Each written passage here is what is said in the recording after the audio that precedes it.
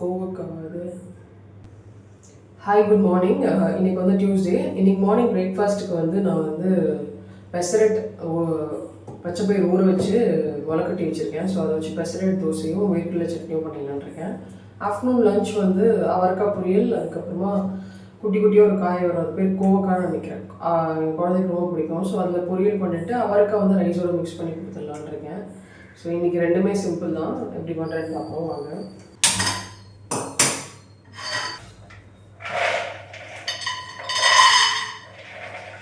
First காலையில் எழுந்தோடனே இந்த stove மட்டும் காலியாக விட மாட்டேன். ஸோ இதில் வந்து வேர்க்கடலை வறுக்க போட்டிருக்கேன்.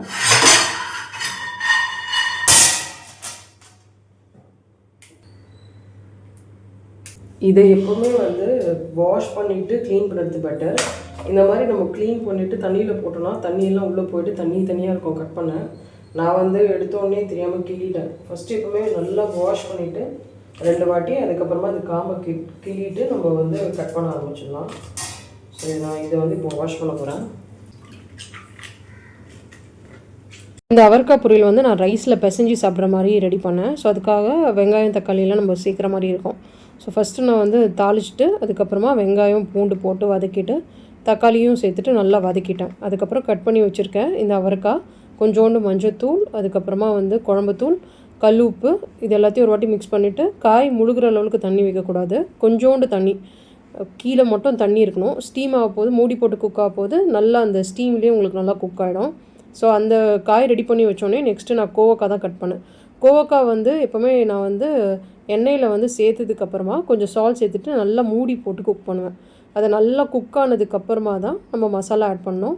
ஸோ அது குக் ஆகிறதுக்குள்ளே நான் என்ன பண்ணேன்னா எனக்கு அவரைக்காய் பொரியல் ரெடி ஆகிடுச்சு. ஸோ அதை எடுத்துகிட்டு நான் வேறு பாத்திரத்தில் மாற்றிட்டு குக் ஆகிட்டதுக்கப்புறம் தான் இதில் வந்து நான் வந்து மஞ்சத்தூள், குழம்புத்தூள் நல்லா வதக்கிட்டே இருந்தால் இந்த மாதிரி அயன் தவாவில் நல்லா கிறிஸ்பியாகிடும். கோவக்காய் பொரியல் ரெடி ஆனோடனே நான் அதை எடுத்து வேறு பாத்திரத்தில் மாற்றிட்டேன். அதே மாதிரி இன்னொரு சைடு வந்து கொஞ்சம் எண்ணெய் ஊற்றி வச்சுருந்தேன். வந்து கொஞ்சம் உளுத்தம் பருப்பு, 3 பல் பூண்டு, ஒரு காஞ்ச மிளகா வதக்கி வச்சுருந்தேன். ஏன்னா வேர்க்கடலை சட்னிக்கு அந்த காஞ்ச மிளகா கூட நான் பாதி தான் சேர்ப்பேன். ஏன்னா குழந்தை காரம் அதிகமாக சாப்பிட மாட்டா. ஸோ அதை ரெடி பண்ணி நான் மிக்ஸி ஜாரில் எடுத்து வச்சுட்டு இனிமேட்டு வேர்க்கடலை மட்டும் சேர்த்துட்டு அரைக்க வேண்டியது தான்.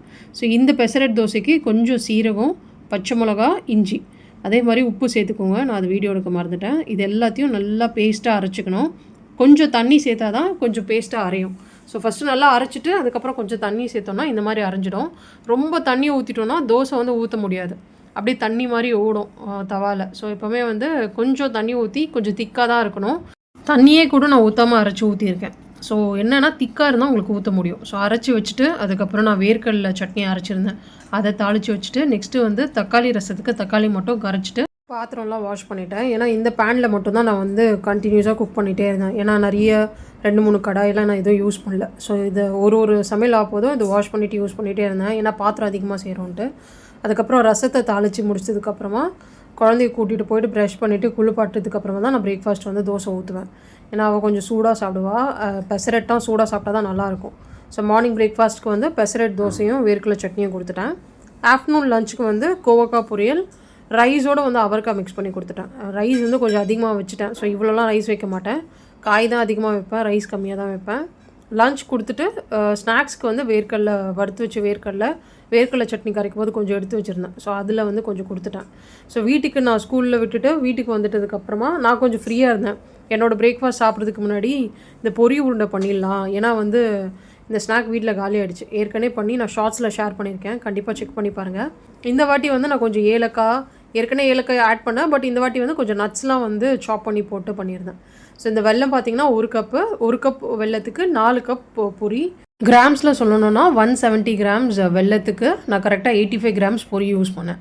ஸோ இந்த வெல்லம் கொதிக்கணும், பாகு வரணும். இது எப்படி இருக்குன்னா இந்த வெல்லம் பார்த்திங்கன்னா நொற மாதிரி ஃபுல்லாக கிளம்பி க்ளவுட் மாதிரி இருக்கும் ஒரு மாதிரி. ஸோ நான் ஷார்ட்ஸில் ஷேர் பண்ணியிருக்கேன், இந்த வீடியோ செக் பண்ணி பாருங்கள். அந்த மாதிரி வந்தோடனே இந்த பொரியெல்லாம் நான் ஆட் பண்ணிவிட்டு இந்த மாதிரி உருண்டை பிடிச்சி வச்சுட்டேன். இதுக்கப்புறம் நான் வந்து தோசை செஞ்சு சாப்பிட்டேன். ஏன்னா நான் தோசை சாப்பிடும்போது 10:30. அப்போனா பார்த்துக்கோங்க, இந்த ஸ்நாக் ஈஸியாக செஞ்சிடலாம். இதுக்கு தேவை அந்த பாகு எடுத்துட்டோன்னா ஈஸியாக அந்த பொரி ஒட்டிக்கும். நீங்கள் பிசைய போதே நீங்கள் அந்த பொரி எடுக்க போதே நூல் மாதிரி ஒரு மாதிரி வரும் அந்த வெள்ளத்துலேருந்து. ஸோ அப்போ வந்து அந்த பாகு கரெக்டாக இருக்குன்னு அர்த்தம்.